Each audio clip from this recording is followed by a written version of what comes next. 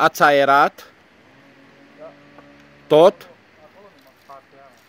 Să mai intrați, să mai aruncați o privire la aerator, cu aeratorul, că s-ar putea să mai facă bule, știi?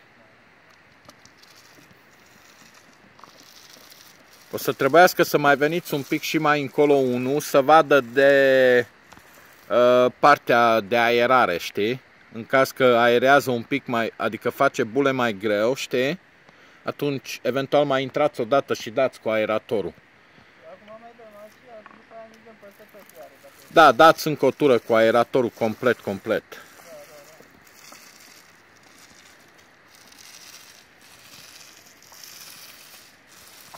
Ca să iasă suprafața e ok. O să măsurăm suprafața să vedem exact consumul, cât ați consumat, știi?